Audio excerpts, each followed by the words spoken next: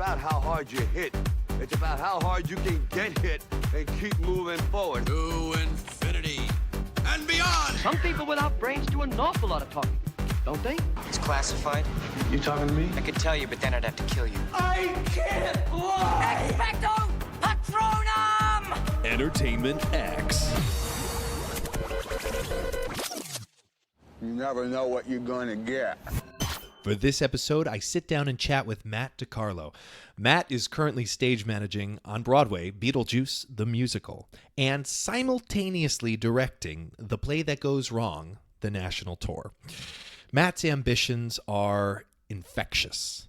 And through this episode, I learn, and you'll get to learn, the life events and lessons he's learned that have brought him to this very moment. So, sit forward and enjoy this episode with Matt DiCarlo.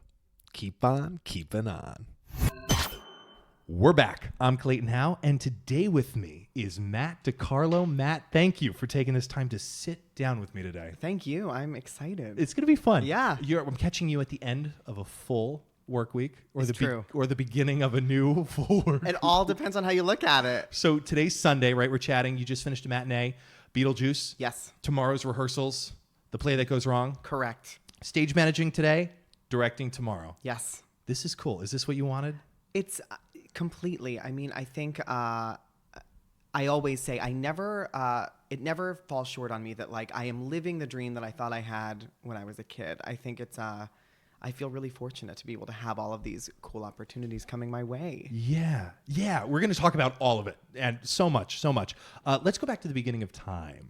Yeah. For Matt, what were your theater dreams growing up? Where did it begin? I think, I feel like most kids, your sort of gateway into theater, your avenue in is by being in a play. Of course. Like that's all we know. Being in the school play, that was my journey in. I think I fell in love with it really early on in elementary school, just doing our like elementary school musical reviews. And I think I sort of connected with it in a way that I didn't connect with all of the other extracurricular activities that I tried as a kid. Okay. And when I was young, I stumbled upon the great performances on PBS recording of Into the Woods and became fascinated by it and loved it. Was the whole thing or one moment? Is there one that stands out in the mind? I mean, for me, it is my favorite musical still to this day. The sort of like One Midnight Gone section of the show I remember being really interested in as a kid, and of course not quite understanding everything that Into the Woods means. Yeah. But at that point in my life, I certainly connected with the fairy tale aspect of it all and the sort of incredible stagecraft that original production had. And the first Broadway show that I saw was Joseph and the Amazing Technicolor Dreamcoat. Yes, it was. Yes, with Michael Damian at the marquee. Come on. And I was sort of hooked. I mean, I was hooked. It's the only thing I ever wanted to do. I never wanted to sort of do anything else. I can't. People always say, like, if you didn't do this, what would you do? Yeah. I have no idea. This is all I ever wanted to do. From the time I was 8, I feel like this was it for me. What was it about it? Because Into the Woods is not Joseph. I mean, those are two completely different genres, so to speak, of theater. For me, I think it's always been about storytelling and connecting with people. And this sounds so cliche, but being able to create magic, to create a world that didn't exist before the group of people that were creating it made it. And I think it's a lot about working with people. I think the interesting thing about that is, of course, as like a young theater kid, I spent a lot of time, my parents always say, I spent a lot of time like in my bedroom with the door shut, listening to cast albums and like drawing sketches of what I thought scenery would look like and like planning productions that would never ever quite come to be. But that was how I wanted to spend my time. I was so much more like focused on that than like at times my schoolwork, and in a way, like growing up, more focused on that than a social life. Yeah. And it wasn't until I sort of got into high school that I found like a whole niche of people that were like as into it as I was. And that was really cool. It's a great moment. when Yes. you find those Oh my people. gosh. I Totally. remember it. I remember my high school. Some communities do have community theaters and some don't. You Yeah. had one. Yes. And you weren't just doing the stagehand thing. No, the Villagers Theater was the community theater that I grew up with, and What town is this in? Sorry. it's in Somerset, New Jersey. I grew up in Hillsborough, which is like a next town over. Cool. I loved it. It was completely my home away from home. There are so many people that I grew up with at that theater that I really call my second family. I was sort of involved in every aspect of it growing up. I went to go see shows there. I did the children's shows there. I did the teen shows there. I was did stuff on the main stage. I at way too young of an age pushed myself into being able to direct there. And it's community theater, I think, is so important because it's a place, and really was a place for me to test the waters and push myself to do something that felt so significant at the time and still feels significant. And I think if it wasn't for so many of the people there that championed me and supported me back then, I don't know that I would have had the guts to be here now. What are some of these lessons that you've learned at this young age? Do you remember them? What were you learning at this community theater? What was happening? It's all of those sort of things that we all know about theater that we know happens when you sort of immerse yourself in that world. Sure. Lots of I feel like I learned so much there and grew up learning about people and how to interact with people and what it means to be in a room of people that are there because they love it and there because they want to be there. And I think more than anything else, it's there that I learned that theater is a passion. It's not just a career. It's a life choice. It is something that I think is hard. Show business is not easy. And that sounds cliche to say, but it's true. And it's extremely true. Yeah. When you're doing it as a hobby, you do it because you love it and because you want to do it. Yeah. And I bring that into every job I have. I feel so grateful that I am able to love what I do. Yeah. And I know that I love what I do because the sort of base of my knowledge of theater early on was surrounded by a group of people who loved theater and did theater because we loved it and supported me in finding the way that I wanted to do it. And I'm forever grateful to that time in my life. Oh my God, yeah, it shapes you. Totally. Do you have mentors? Did you have mentors? Do you have mentors? I had mentors there. And more than mentors, I always say I had people there who believed in me, people who, and thinking back on it now, it all seems so far away, but also yesterday. But, I can remember being in high school and walking into the boardroom at the community theater and making a pitch because I wanted to direct the revival version of You're a Good Man, Charlie Brown. And I had a whole plan and I wanted them to pay for it and front the money and give me the chance and let me do it. And they did. They did it. And over those years, through high school, through college, I would go to them with things that felt so sort of crazy for a community theater to take a risk on. I was the director of the school edition of Les Mis there one summer, and I wanted a turntable. And they let me find a way to do it.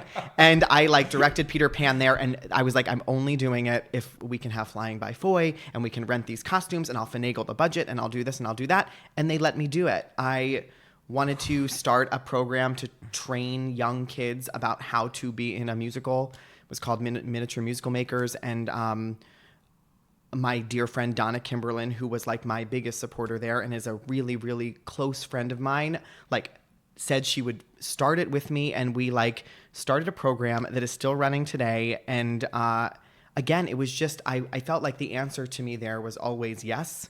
And it gave me so much confidence to like push forward. Yeah. Yeah. But I mean, they're not just saying yes to a kid. I mean, you have to have preparation, you know, and like. Oh, I think I drove them crazy. You know, like. I believe it. I don't know if I gave them a choice. Where does that ambition come from? Because it's another cliche term, you know, if you want to make it in this career, you got to drive. Yeah. But having that at such a young age and having that muscle, you know, be worked, you know, the confidence muscle, that like it can set you up for the future in such great ways. That's why I'm like curious, where did it come from? I think, I mean, my dad's incredibly driven. I think he instilled in my brothers and I early. I have 2 younger brothers. I think he instilled on us early that if you want something and if you, you know, you want to thrive, you want to be great at something, you have to work at that. Yeah. And I think I made a decision early on that I was going to work really hard at one thing. Yeah. And I think like even my parents today would say, I did work really hard on one thing. I had goggles on that were like so specific about like wanting to do theater and have a career in theater and focus on that I didn't really focus on much else in my life. And that didn't always work to my benefit. You know, I think I had like a real laser sort of like focus and drive to like learn as much as I could about one thing. And I can remember thinking like, oh, if I just sort of like do this, if I take this hurdle, if I learn this, if I study this, if I practice doing this, I'll be able to then do the next thing. And constantly trying to like push myself. What is this? Directing? I mean, it Sounding always, like a for pitch? me, it always depended. It was, you know, I think like even still today, people ask me all the time, do you want to be a director now? Do you not want to stage manage? And I say, no, that's not it. I don't want to have to decide to do one thing. I think it's great to be able to wear both hats. I think at some point in my life, I'll probably pick one. But I, you know, whether it was like at that point in my life, wanting to like get the best part I could in my high school's musical or direct The Sound of Music on the main stage at Villagers Theater or find my way into being an intern at Paper Mill Playhouse, like whatever it was, I was like, I need to find out exactly the way that I'm going to make this happen. Yeah. And I worked hard. Yeah. It's all hard work. Yeah. I am planning though. Lots of planning, lots of dreaming. Yeah. You know, and like lots of goal setting. Yeah. And I feel like lots of passion too. Yeah. But yeah, and confidence. I mean, you have to have confidence in yourself to Yes. do these things. Yes, and if you don't, you've got to find it. You got to find it. Yeah. So, so I'm curious, when you don't have it or if you don't have it at a moment in time, because we're all human, where do you find it? What is your self-talk? I don't always have it. I think, what is my self-talk? I think for me, there's a lot of trust in the journey and trust in the process and reminding myself always that I'm right where I'm supposed to be. Is that a religious thing or is that a spiritual being? I think it's more of a spiritual being thing. I grew up Catholic. I went to a Catholic high school. I would not call myself a practicing Catholic today. Yeah. But, you know, trusting the journey is something that I feel like, well, here we go. The Wizard of Oz is my favorite movie. Like, favorite. Okay. Love it. Have Wizard of Oz stuff. Like, have a collection. And that is a lot about, like, trusting the journey you're on and following the path and, like, navigating through what's not always easy to get to the destination. Yeah. And I think, I mean, that's like my parents will say that that's been my favorite movie since I was 2, like since before I can even remember watching it. Yeah. So I think there's a lot of that for me and like follow the yellow brick road, you'll get there. And also just really believing in the sort of universe putting you where you're supposed to be and knowing that it's not always going to be easy in where you are. And if I ever feel like I'm losing confidence or losing my footing, trying to double down on the fact that if I wasn't supposed to be here and I wasn't ready, I wouldn't be here. And that I always keep that in the back of my mind on the best days and the hardest days. Yeah. Oh, good answer. So so it's yes. We're gonna do a slight turn here. Okay. So directing, community theater, all this ambition. You're obviously going to do this for a living. Why not go into directing or study directing or make that? Why stage managing? Or did you study stage managing? I studied both, sort of. I got my degree from Rutgers University in theater production. And my focus was stage management. And like in my sophomore year, because they didn't have a BFA in directing at Rutgers. So I focused in stage management and then basically like sort of navigated my way through making sure that I was also getting a lot of the sort of directing classes and experiences that I wanted, because I was so interested in it. And I think certainly in sort of the circle I'm in and the world I'm in, those two things feel very different but aren't always. Mm-hmm. And there are so many things about having directing experience that make me a better stage manager, and so many things like that I bring to the table as a director because I have been a stage manager for so many years. Without making you like list some of the things, yeah. Is it as simple as like tracking? Oh, that actor won't be able to get to this point at this time, or these technicians are just not good, like this. Sure, that kind of thing. I think that's part of it, but I also think it goes so far beyond that. I think 8 times a week, I connect with actors and I connect with crews and I connect with a creative team. And I think a big part of my job is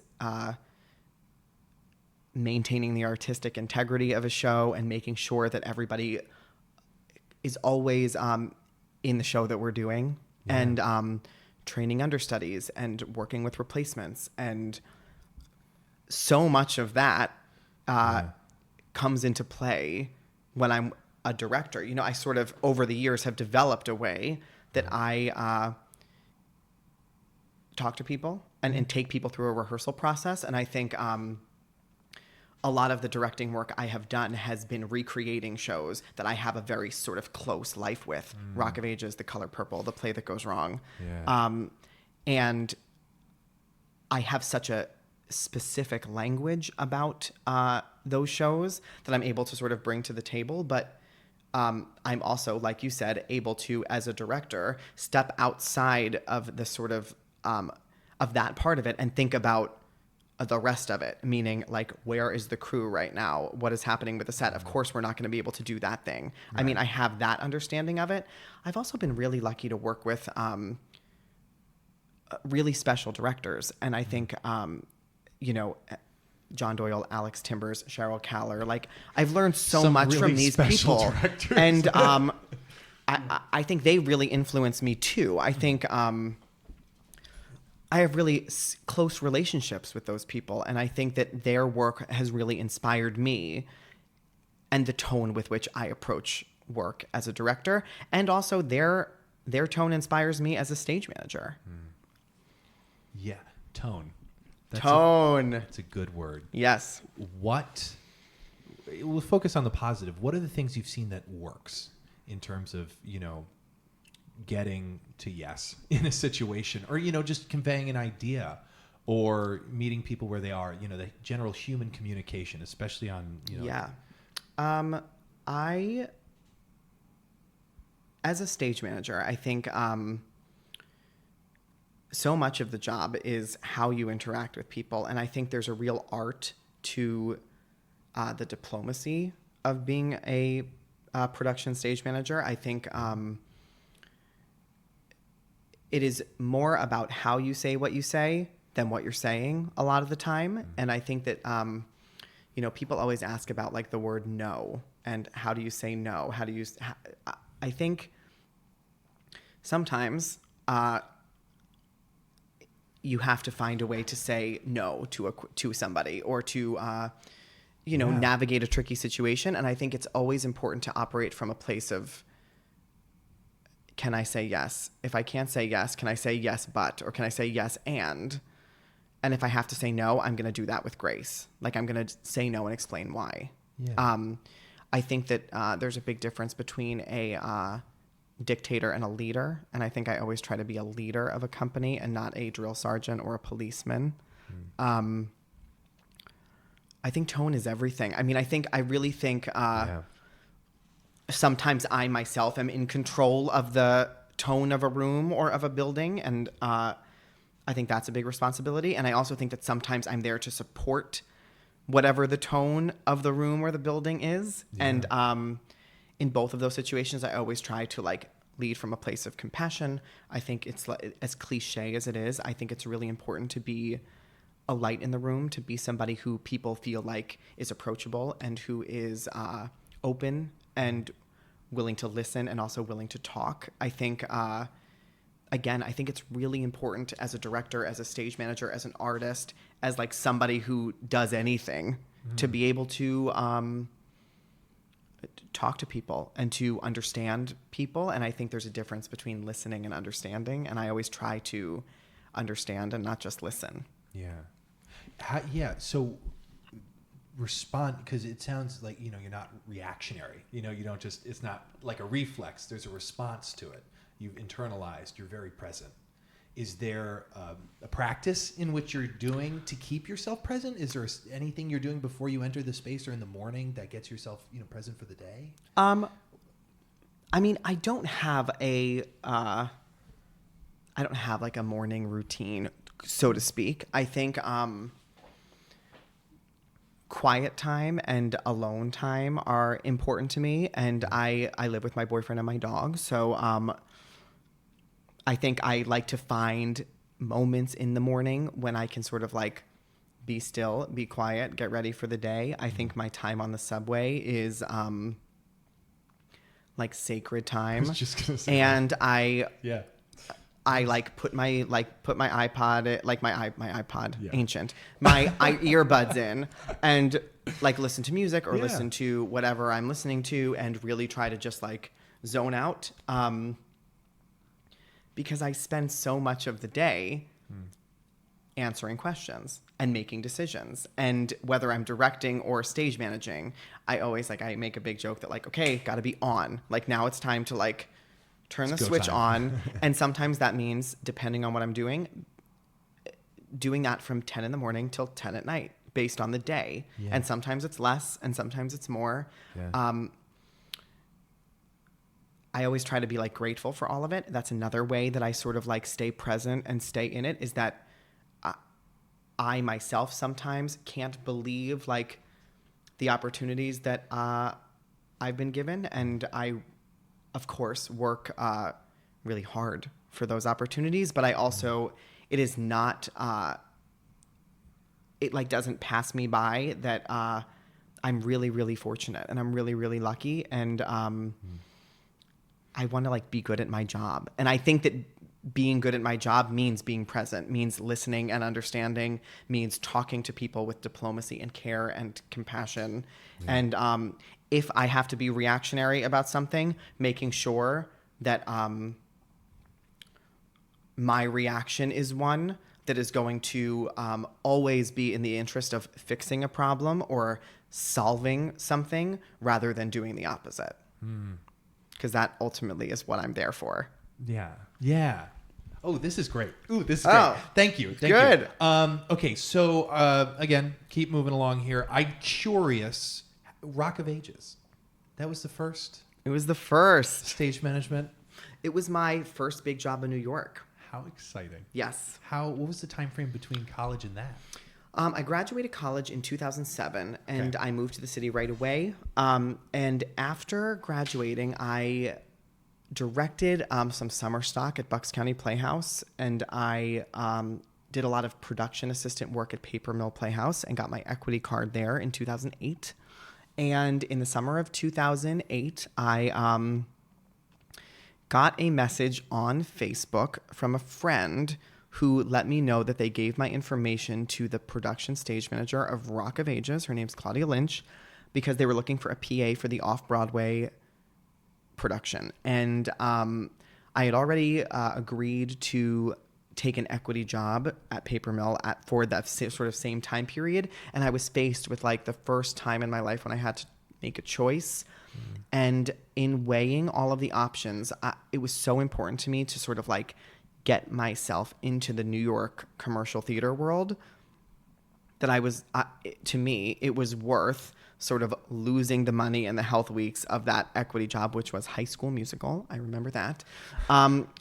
And do Rock of Ages. And I was originally only supposed to be there for a month while they were sort of in rehearsal in tech. And I ended up staying on for the run as like an additional set of hands.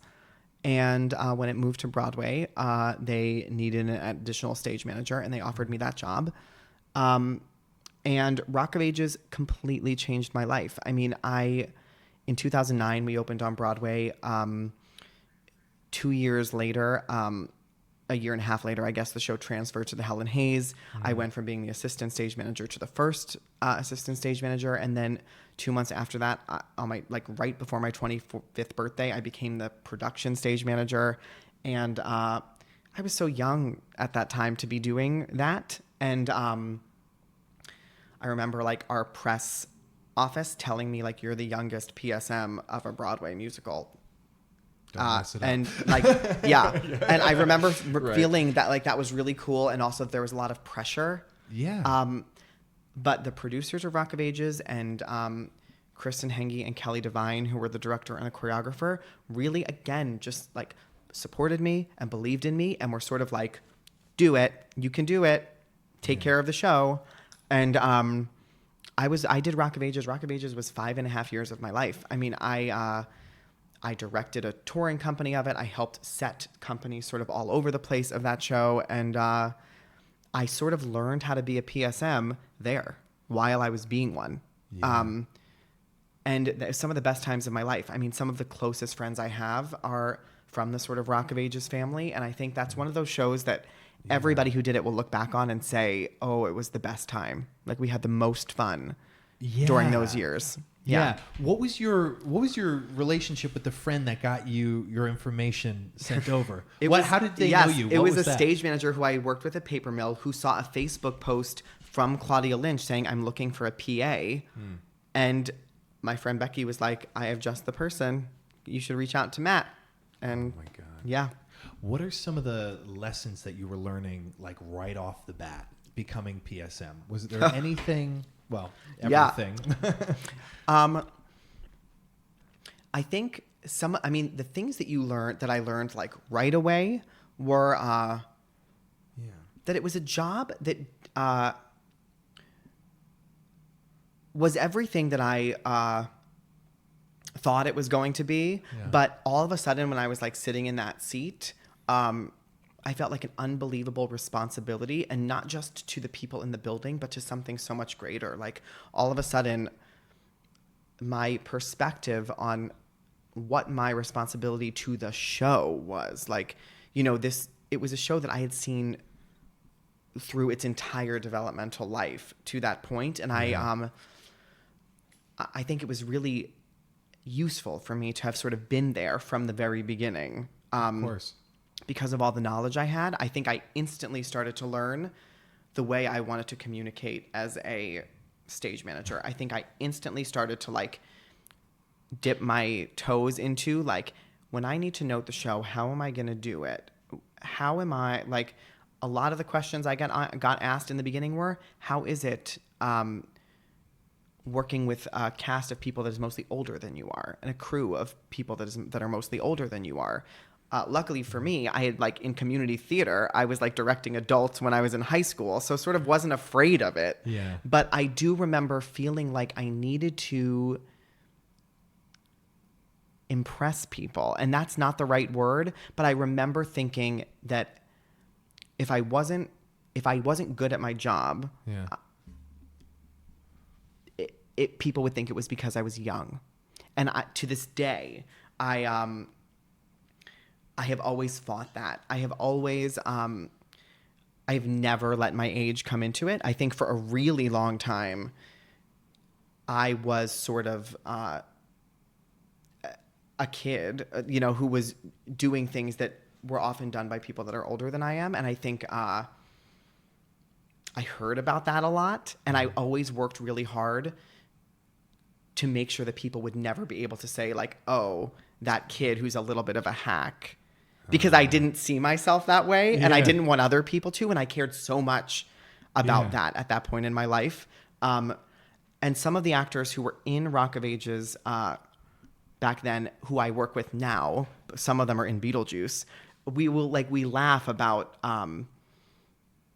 that, because I think I'm the only one who probably felt that at the time. I think, there was a whole building of people who were supporting me and sort of like wanting me to take the reins of that show when I did. And I felt like such a pressure to like be great at it and to nail it. And I think over those first couple months, as I was figuring out like, okay, from the littlest things, like I'm going to reformat the way we do our weekly schedule to like, I'm going to restructure the way we do understudy rehearsal. And I was like getting my, finding my footing as a leader. Yeah.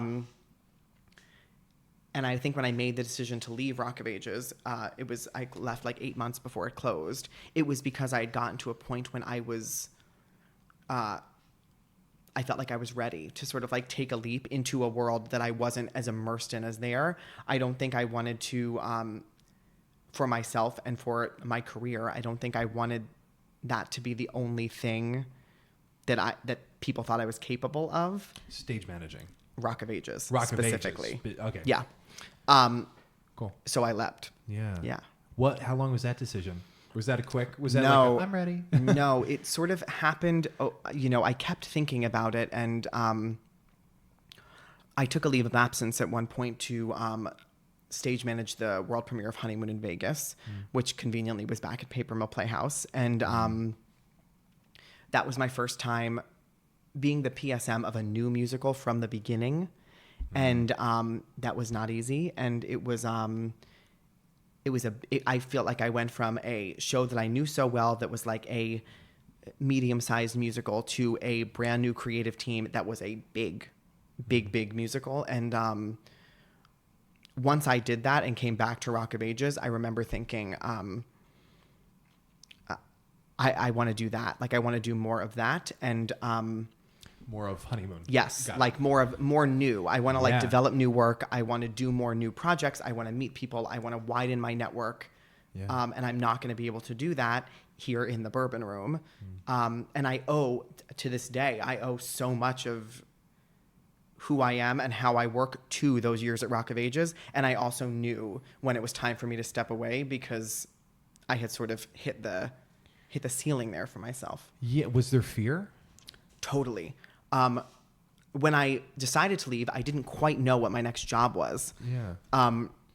And it ended up being this off-Broadway musical called Piece of My Heart that ran for like the summer after I decided to leave Rock of Ages. But I think the fear was exciting to me in a weird way. I think I had... my journey in the city was so strange. I had been on Rock of Ages for so long that I didn't ever really have the like, oh, I don't know what I'm doing next. I need to figure that out. I need to find my way. I need to meet people and do that thing. And part of me feels like I missed that. Yeah. And so taking that leap and leaving Rock of Ages somehow, I think for me was allowing me to like justify being capable of doing more. And I think I wanted my resume to have more on it than a show. Yeah. And that was exciting to me at that time. Yeah. Yeah. Yeah. Again, having that self-confidence to do it too is just, ooh.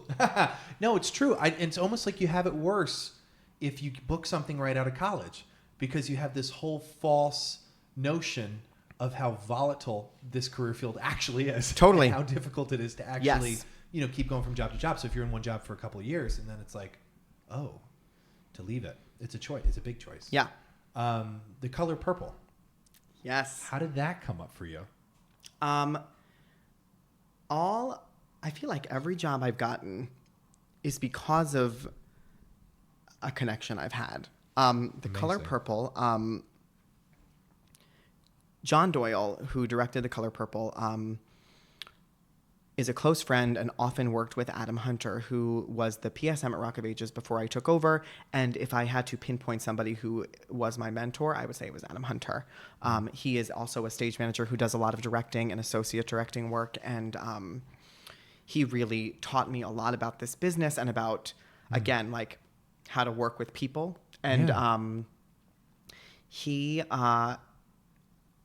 there was a point in time when I think Adam, I'm trying to remember how this all went. I let him know that I'd be interested in being his assistant on The Color Purple because I assumed he was going to be the PSM because he did all of John's shows.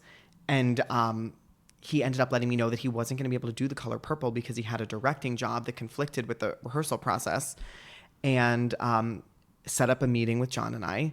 And John and I met at Schmackery's for coffee and tea and cookies to talk about the show and to talk about life the day before I was getting in a car to drive cross country because I was going to do my first job with Alex Timbers, which was up here at La Jolla Playhouse. And I met with John. We had a great time. And I remember thinking, like, even if I don't get this job, I am so excited to sit with John Doyle for an hour and just like get inside his brain a little bit. And I left that meeting. My boyfriend and I drove cross country, and I found out that I got The Color Purple. So I knew that when I got home after that summer in California, I was going to go right into rehearsal for The Color Purple. And that show was the most fulfilling experience. I mean, I think, of course, it won the Tony for Best Revival, and we had the most amazing, like Jennifer Hudson, Heather Headley, Cynthia Erivo, obviously, Danielle Brooks, Jennifer Holliday, like Isaiah Johnson, Kyle Scatliff. It was just like the most amazing group of people doing that show. And then we put out a national tour. I ended up being the associate director and staged the national tour for John. And what was that conversation? I'm really curious. With John, taking you from stage manager to associate director, I understand, it's a closer bridge than most people think. Totally. At least, what they both do. But what was that conversation? Did you ask? Did he ask? Did you both I think we I don't know that we ever really discussed it. I think we didn't have at The Color Purple an associate director. It was sort of, I maintained the show and I put people in. And when it came time to talk about a national tour, I was just always in the conversation about it because John and I think, just had a working relationship and have one in that I am... he never asked me, like, do you want to do this? I think he just knew I did, and I knew I could do it, and we knew that we'd have a blast doing it together. And we did, and it was like a great year. The show toured for a year, and we had a great time. And yeah. How cool. I know. And so, like, it's just like, great. So you're going to be doing this. And totally. You're like, oh, yeah, of course. Oh, yeah. And John's amazing. I mean, he's one of the smartest people I've ever met, and he's so caring and he's so thoughtful, and he's also so incredibly honest. And I remember as we were like getting ready to rehearse the national tour, we would have he'd be like, great, so you're gonna get the show on its feet and I'll come, and it was always just, I think we were able to speak the same language, and that made that sort of transition so easy. Yeah. Okay, so speaking the same language as him, was that, obviously that's learned, and as you guys talk more, you bond more, but are you actively looking, for his language? I know it's like a funny way to ask it, but were you seeking out that I think it's matching wavelength? Yeah, with every director I work with, I think as somebody who's often responsible for maintaining their work and recreating their work, and like reinvigorating it in a company, you always look for the way that they talk about their work and the way they talk about their show and our show, I should say. Yeah. So whether it's John or Alex Timbers or Cheryl or Kristen or whoever it is, I think you learn to talk about the show the way they've inspired to talk about it, and I will in rehearsal write things down that they say. And there, the play that goes wrong is another example of this. And I learned that show from the creators from Mischief Theater. They came over here, they did it. I learned it from them. Was that another connection? Totally. That was through the general managers of Color Purple. When we found out that show was going to close, introduced me to Kevin McCullum and to Mischief. And I interviewed for that job. And that was another show that we, originally it was going to run for 6 months with the British cast over here, and ended up running for almost 2 years on Broadway. It's about to go out for its second year on the road. It's running off Broadway. It's the gift that like keeps on giving in ways that I can't even describe. It brings people so much joy. But like when I teach that show, and I'm directing it again right now, I try to talk at it and drive the process with the sort of like Mischief Theater ethos, and with their sort of like language and fundamental sort of baseline, the way they like to work. And I like bring that to the work in that process, because that's how I know the show gets built best. And I think when I like do work of my own, I have had like the privilege of like being able to bring in like what I've learned from Mischief, what I've learned from John, what I've learned from Alex, what I've learned from Kristen, what I've learned from Kelly. Like all those things sort of come into play and have helped shape the way I approach all of my work. Yeah. Was what were you? We were brought on for the play that goes wrong as the PSM, and then I became on Broadway the associate director, and now I direct the companies here in America. Yeah. That's so cool. Was that another understanding? That is one. They, the producers and Mischief asked me to direct the tour when it first went out. And of course I jumped at that. And then when it opened, when they were going to transfer off Broadway, they asked me to restage it there. And now I sort of handle it over here in the States with, I have on that show now an associate, Mark Evans, who's an actor who was in the show at the Lyceum for a year and is now in Waitress. But he is the sort of associate that works with me to sort of maintain, now that we have 2 companies running here in America. Yeah. It's incredible.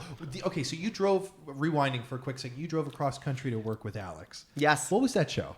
It was called Up Here. Okay. It was a world premiere musical that I ended up going to do because when Honeymoon in Vegas closed on Broadway very quickly, which was so sad because I loved that show. Yeah. Anyway, through another connection, I met with Alex because they were looking for a PSM for Up Here. And I could have flown across the country, but my boyfriend and I like really wanted to do the drive. So we left like 10 days before I was supposed to be there, planned it all out.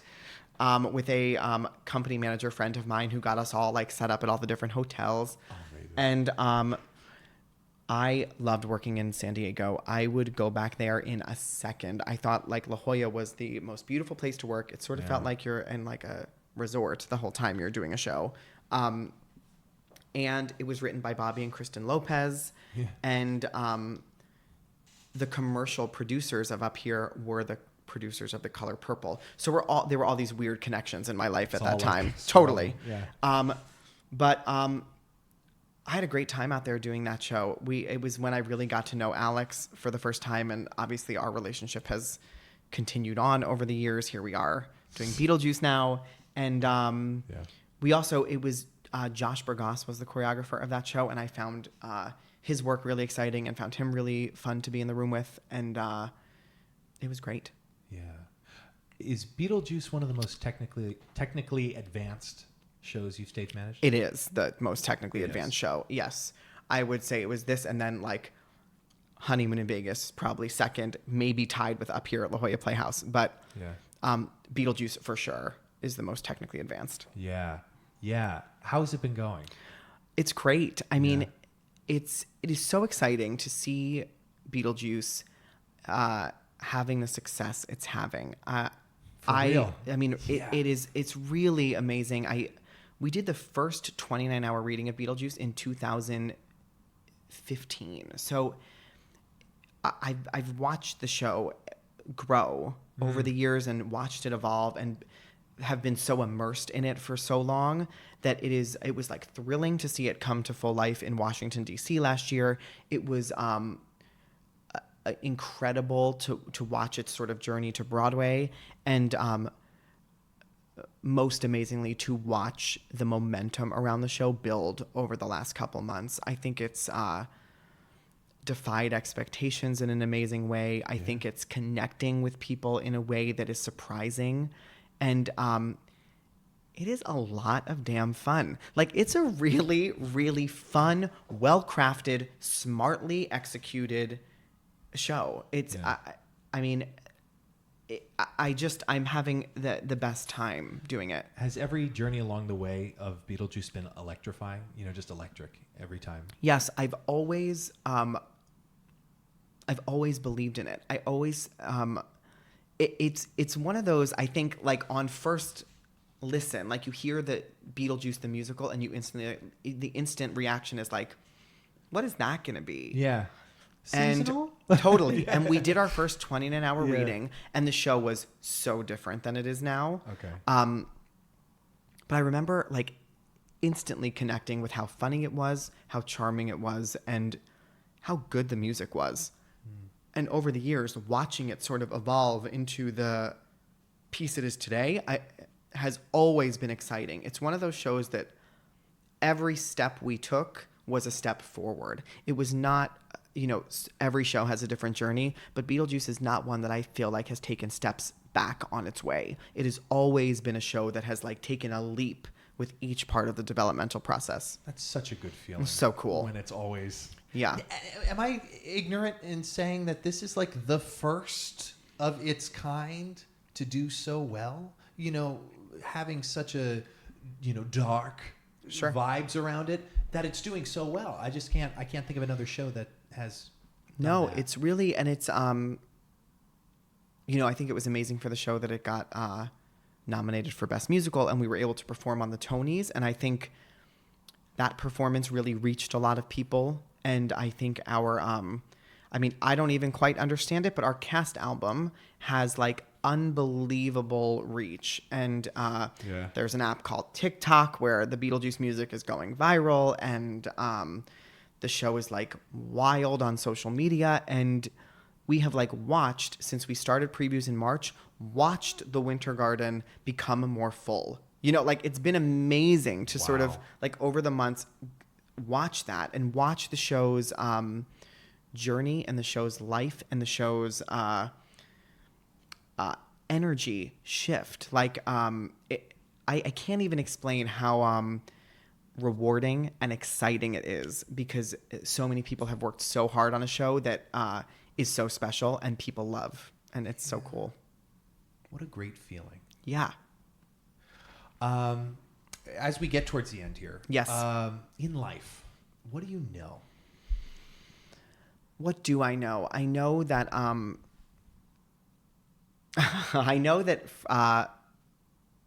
family is really important, and chosen family is really important. I think chosen family. Yes, yeah. The reason I say that is because in, like, this business that we all chose, you sacrifice so much, and we work on holidays, and we work on weekends, and we work nights. And, you know, like, we have this sort of opposite life of so many people, and that the sort of universe we create for ourselves and that support system is so important. I think something else I know is that it's so important to find things, no matter how busy your schedule is. And I am saying that as, like, a workaholic to the 100th degree, but it is so important to find the things for you that help you relax, and the things that give you perspective. I think I always, you know, sometimes you get asked the question, like, if you could give people one thing, what would that be? And I always say it's perspective. I think being grateful, being thankful, being able to see a situation through your eyes and also somebody else's is so important. I know that to be true. I know that it's important to be able to see the micro and the macro of situations, even when it feels impossible to do that. That's been something that's really informed how I function. And I know that the world isn't black and white, that there's like a lot of gray in there. And that informs a lot of how I handle situations. It seems like you have empathy for the gray. I think so. I like Just to think from I this, do. I mean, this is our first time chatting, but Yeah. it's like, it just seems like, and having that empathy I think you have to, right? I mean, is what keeps it more positive, though. and it can't be, it can't all be black, white, right, wrong, yes, no, all the time. It doesn't, the world doesn't work that way. So that is something that I do. Like, I know for sure that there is a middle, a middle of everything. Yeah. And I try to like operate from that place. So I'm able to see the yes and the no. Yeah. Do you have a favorite failure or apparent failure that like set you up for success?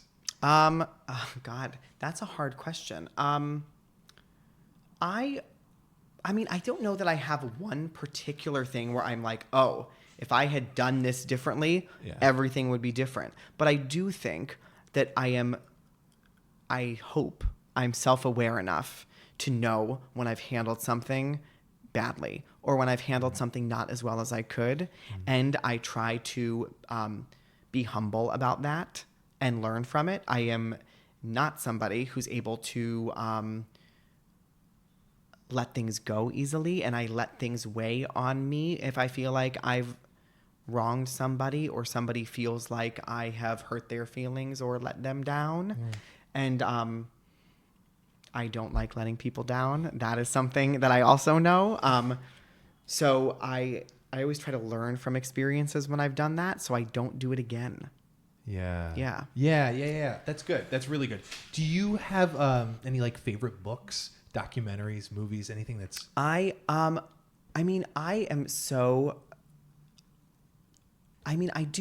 guess I do have favorite books. I love the book, The Perks of Being a Wallflower. I love the book, The Book of Lost Things.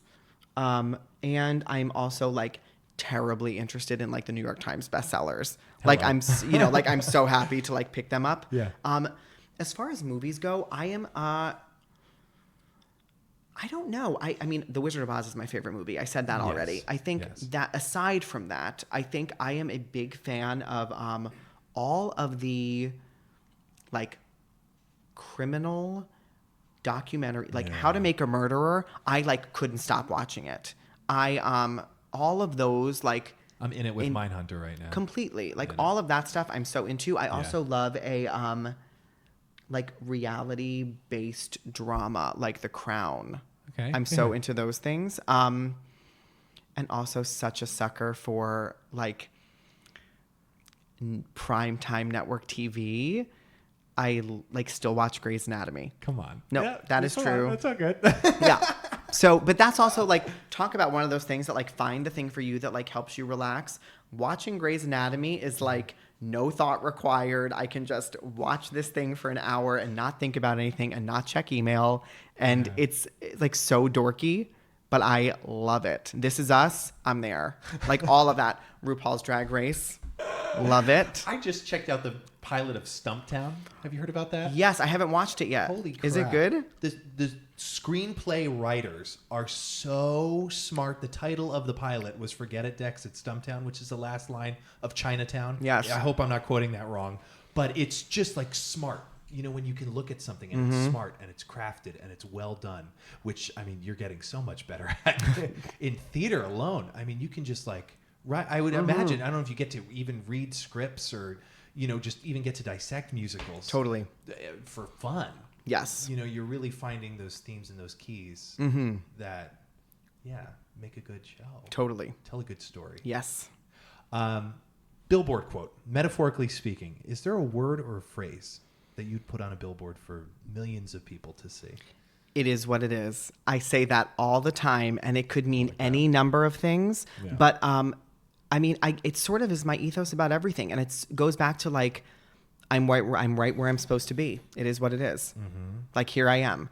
It also is like, guys, it's not that deep. here we are. It is what it is. Like it can be so many things. I have like signs that say it. People get me like pins that say it. I have a badge somebody got me. I use that phrase all the time. It is what it is. Totally. Matt, this is great. Thank you. Thanks so much. Thank you for chatting with me. Upcoming for you. Yes. What's the future look like for Matt DiCarlo? I mean, the future looks like Beetlejuice, which is so fun. If you have not been to the Winter Garden yet, come. Yeah. And The Play That Goes Wrong is going back out on tour. It opens in Richmond, Virginia at the end of the month and is out for the next 9 months. We love it. And it's chugging along at New World stages 8 times a week. So while I'm over in the netherworld at Beetlejuice, I'll be keeping an eye on The Play That Goes Wrong while it's doing its brilliant thing. Busy. Yeah. I love it. Well, thank you for doing this. Thank you for chatting with me. Thank you so much for having me. Ladies and gentlemen, boys and girls, Matt DiCarlo. You've been listening to Entertainment X, the podcast. You can follow Entertainment X on Instagram at _EntertainmentX_. If you haven't yet, go to Apple Podcasts and subscribe, rate, and review this podcast. Join Clay next week for another curiosity conversation on Entertainment X. Thank you for listening.